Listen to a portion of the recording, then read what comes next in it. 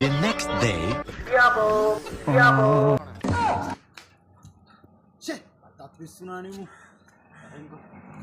The next day.